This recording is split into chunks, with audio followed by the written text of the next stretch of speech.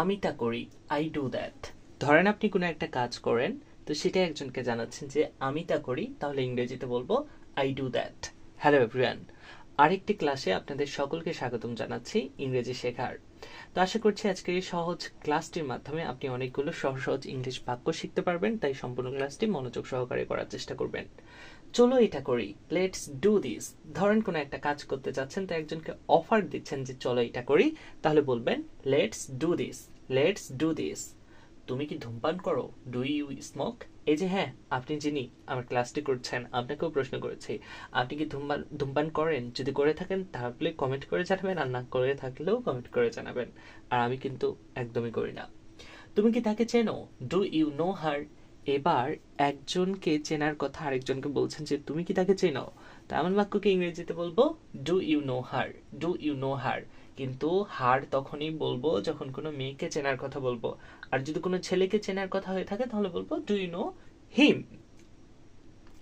কেন জিজ্ঞাসা করছো? Why do you ask?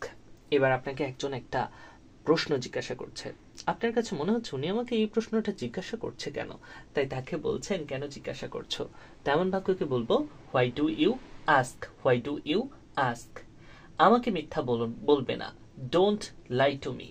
একজন আপনাকে মিথ্যা কথা বলছে আর আপনি বুঝতে পারছেন সে আপনাকে মিথ্যা কথা বলছে, তাই তাকে বলছেন যে আমাকে মিথ্যা বলবে না। তো এমন বাক্যকে ইংরেজিতে বলবো ডোন্ট লাই টু মি। সে খেলে না, হি ডাজন্ট প্লে।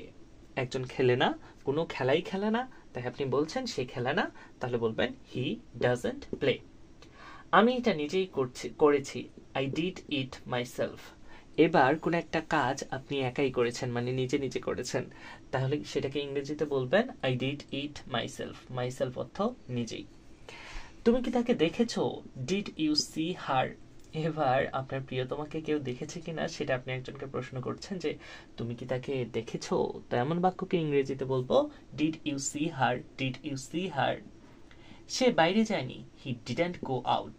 এবার ধরুন কেউ একজন বাইরে যায়নি, সেটা আপনি জানাচ্ছেন সে তো বাইরে যায়নি, সে বাইরে যায়নি, তেমন বাক্যকে ইংরেজিতে বলবো হি ডিডন্ট গো আউট।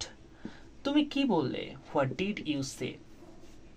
যখন কেউ কোনো একটা কথা বলেছে আপনি বুঝতে পারেননি, তাই বলছেন আবার যে তুমি কি বললে, তখন ইংরেজিতে প্রশ্ন করব what did you say, what did you say. তাদেরকে জাগাও, ওয়েক দেম আপ। একদল মানুষ ঘুমিয়ে পড়েছে, আপনি বলছেন তাদেরকে জাগাও, তাহলে বলবো ওয়েক দেম আপ। বর্তমানে আমাদের দেশের মানুষদের ঘুম থেকে জাগাটা খুবই খুবই জরুরি। আমার ভালো লাগছে না, I am not feeling good. আমাদের প্রায় একটা সমস্যা হয়ে থাকে ভালো না লাগা, তো আমরা বলে থাকি যে আমার ভালো লাগছে না। তো আমার ভালো লাগছে না বলার ক্ষেত্রে বলবো I am not feeling good, I am not feeling good. তোমার লজ্জা করা উচিত, you should be ashamed. Ashamed শব্দের অর্থ কিন্তু লজ্জা। তা আপনি যখন কাউকে বলতে চাইবেন যে তোমার লজ্জা করা উচিত, তখন আমরা ইংরেজিতে বলবো ইউ শুড বি অ্যাশেমড। তার বয়স কত? How old is he or she. She হবে যখন আমরা মেয়ের কথা বলবো, মেয়ের কথা জিজ্ঞাসা করবো যে তার বয়স কত, আর হি হবে যখন আমরা ছেলের কথা জিজ্ঞাসা করবো। এবার আপনি কারো বয়স জানতে চাচ্ছেন, বলছেন যে তার বয়স কত, তাহলে বলবো how old is he or she. আমি বিপদে আছি, I am in danger. Danger শব্দের অর্থ কিন্তু বিপদ। ধরেন আপনি বিপদে আছেন, তো সেটাই বলছেন যে আমি বিপদে আছি, তাহলে এমন বাক্যকে ইংরেজিতে কিভাবে বলবো? I am in danger. তো এগুলোই ছিল আজকের বাক্য, যেগুলো এতক্ষণ আমি আপনাদের শেখানোর চেষ্টা করলাম। আমি আশা করছি আপনারা প্রত্যেকটা বাক্য সহজেই বুঝে ফেলেছেন, এবং আপনারা কখন কোথায় কিভাবে বলবেন সেটাও আপনারা শিখে গেলেন। তো আমার এই ছোট্ট ক্লাসটি যদি ভালো লেগে থাকে তাহলে সবার সাথে শেয়ার করতে ভুলবেন না। আমার চ্যানেলটিতে প্রথম এসে থাকলে অবশ্যই অবশ্যই সাবস্ক্রাইব করবেন, আমার পেজ থেকে দেখলে পেজটি ফলো করবেন।